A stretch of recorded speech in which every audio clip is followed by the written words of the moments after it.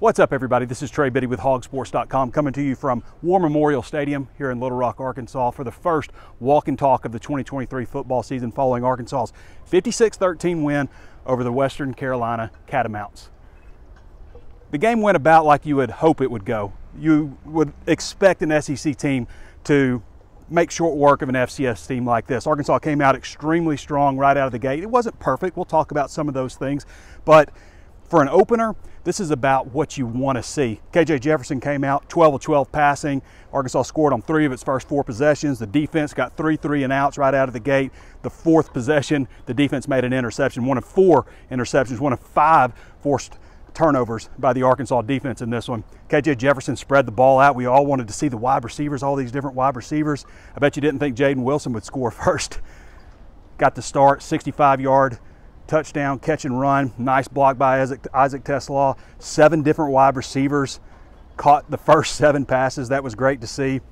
The only thing you'd say, man, I wish we'd see things a little bit differently here, was the running game. You know, Rocket Sanders had a hard time getting going. I mean, you had a 19-yard team loss on a rush. You had an 11-yard loss. You know, you had a lot of things like that play into it. But, you know, kind of like the stuff I was talking about on HawgSports Live, a lot of times you see teams that play on this level and they come into this game and they're like, we're going to win something. We're going to win something in this game. And, you know, I go back to Chattanooga back when Darren McFadden was at Arkansas, and Bobby Petrino's first game, and another game back in 2010, Bobby Petrino's first game against Western Illinois, another game back in 2011, you know, against an FCS team where they just run blitz, load the blocks. They're like, we're going to win something. We're going to win stopping the run. Now, some of that is them loading those safeties up. And, you know, some of it's just Arkansas not blocking very well. Sam Pittman said in his post-game press conference, I got a feeling they're going to get a lot of that figured out with the run game, the balance. They didn't run KJ Jefferson. Obviously, that was, you know, by choice also, just for this particular game. And they're going to try to, throughout the season, kind of limit. But this offense really operates the best when KJ Jefferson is going. I don't think there's any question about that, going in the run game also. But great to see him start out the way he did, throwing the ball. I thought it was a really good crowd, you know, especially for moving it up a little bit earlier. I expected it to be less people. I think the official was 44,000. Obviously, it cleared out at halftime like you would expect. But, you know, one thing I want to talk about a little bit, they had 7 penalties for 86 yards. And, you know, on the outset, you look at that and, like, got to clean that up. Well, I can remember, you know, in 2021 when they had that really good season, 9 wins, they started out with 13 penalties in that game. The difference with this game to me is you didn't have procedure penalties. No, you know, I was watching that Florida-Utah game, and how many times they lined up with 5 men in the backfield or jumped off sides on a key possession. They had to have it, you know, kind of situation, or, you know, that punt where they had 2 number 3s out on the field at the same time. Those are all coaching issues.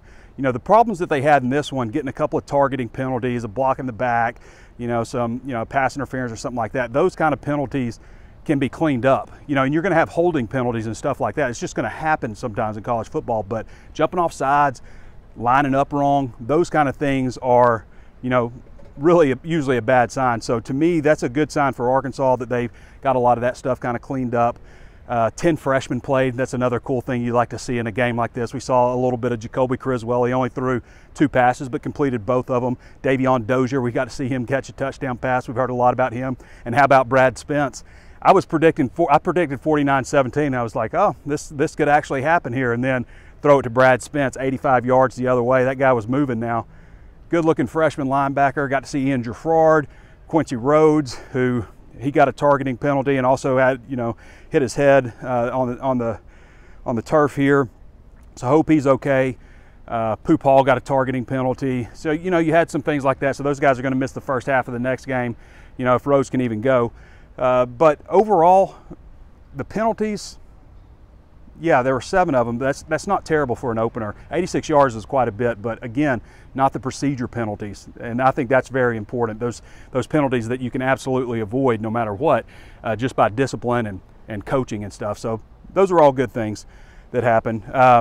I thought the defense played pretty well overall. 4 interceptions. Hudson Clark got him an interception. I mentioned Brad Spence, Jaden Johnson, and Jaden Wilson. We just touched on Jaden Wilson a little bit earlier, but what I love about those guys is, you know, there were just some talks about, you know, how they're approaching the game and, you know, their attitude and maybe worrying about, everybody else around them and not themselves too much. I was glad to see Jaden Wilson. I didn't expect him to get the start over Isaiah Centennial, but I was glad to see him out there and get that start, had that big play, kind of justifying, verifying the work that you've put in. And Jaden Johnson too. I mean, guys, we talked about Jaden Johnson, just felt like he regressed last year. I mean, he knocked the crap out of that dude, fumbled the ball. That was like probably their best running play. And then TJ Metcalf, which I think that might have been TJ Metcalf's first play like of his college career, to scoop that fumble up. So that was cool to see. But yeah, I thought there was a lot of good things to take away from this one. Of course, KJ was pretty much KJ, completing 12 straight passes and spreading the ball around. Love to see that. Now this is an FCS opponent, Western Carolina. Don't get too excited, but this is how you dispatch a team like that. And they had some explosive players, not a small team. I was watching them through my binoculars from the press box up there. It's a pretty decently sized team. They have some athletes out there. But they got good pressure on them. Nice defensive line rotation. I thought the defensive line, kind of showed us a little bit of insight into what we could maybe expect a little bit moving forward with the rotation. The first 3 series, they came out with different defensive line rotation, different defensive linemen on the field. The linebackers, they kind of mixed that up a little bit. Crook stayed in the first 2 possessions, but they were mixing in Pooh Paul with Jaheim Thomas. I don't know if you noticed on that 3rd down, early in the game, they actually slid Landon Jackson. Well, I think the first 3rd down, they brought Alfahim Walcott down to the linebacker level, pulled Crook out, and inserted Hudson Clark with Jaden Johnson at safety. So they kind of, getting their quicker guys on the field. And then I think the next 3rd down, they shifted Landon Jackson inside to defensive tackle, and then they had 2 other defensive ends on the field just to get, their faster players on the field for that. So saw some cool stuff like that. I don't know that they're going to show us everything in a game against Western Carolina. Probably not going to show us everything against Kent State. But what I keep coming back to is no procedure penalties that I can remember, and big plays by the defense, getting to see a lot of those freshmen, the offense, KJ Jefferson especially, doing what you would expect him to do, and getting a great look at all those wide receivers in different aspects, different times. But just early on, I think they came out probably super amped up, and I said this too, there's no reason, even if you're playing an FCS opponent, there's no reason not to get amped up for week 1. And I think they came out and showed that. They hit a little bit of a lull, kind of like a sugar rush or something. You eat a bunch of fruit or something and you got all this energy or a bunch of candy, and then it just tanks on you, and kind of felt like that's what happened. But they gathered it back and regrouped a little bit, and then we were lucky to be able to see a lot of those young players there at the end.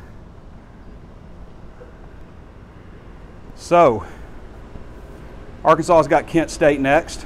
I feel like they came out of this game relatively healthy. What do we want to see moving forward? We want to see some improvement in the run game. Like, even though Western Carolina is taking the run away, even though they're doing that, you still feel like they should be able to run the ball more effectively. Now, again, some of that was impacted by some of the issues they had with high snaps. Got to get some of that stuff corrected, a few high snaps.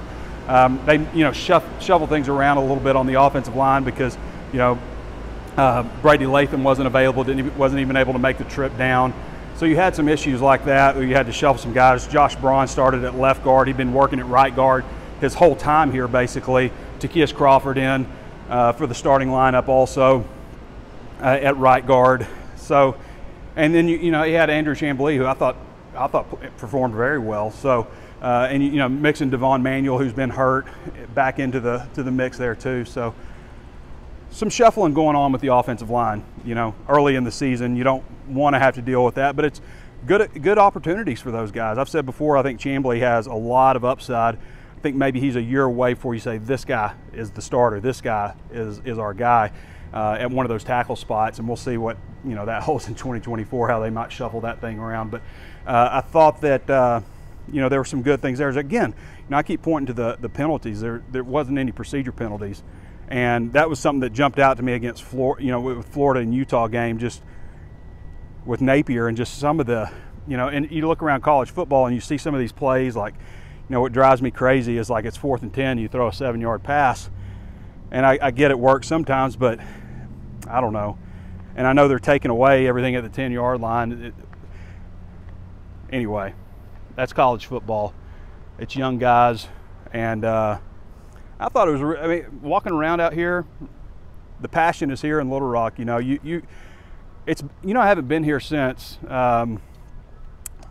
before the tornado, and you know, it's kind of, you look around and you see some of the destruction still here, some of the issues, but it was really good to see the Little Rock fans, and I know some people came down from Northwest Arkansas to get a look at this team also. I don't know what else I want to say. I felt like I talked super fast today. So, but anyway, thought it was a good opening win, 56-13. That's what you want to do to a team like this, and Arkansas absolutely did it. Not perfect, but do we expect perfection? No, we don't. We don't expect perfection. That ball don't bounce straight up and down, as Houston Nutt says. But I feel pretty good about this opening win for Arkansas. Kent State, get that one, and then you got a little bit tougher opponent against BYU, who's probably looking to enact some revenge. I think it's interesting with BYU, they changed strength coaches. Arkansas exchanged strength coaches to get stronger, put more time in the weight room. BYU took the opposite approach. They fired their strength staff, and they're focusing on flexibility and stuff. So two different approaches. You don't usually see strength coaches get fired, but both those schools did it.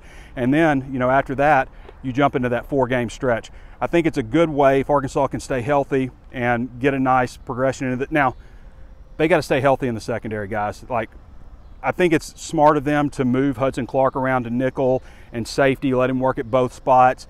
You know, TJ Metcalf, I think they feel really good about him. It's real disappointing with the Keon Stewart news with his arrest, and you know, you have Malik Chavis with a finger, and you know, you have Quincy McAdoo who's out for the season. So you've already been bit a little bit at a position group that we've seen what happens when they get bit too much.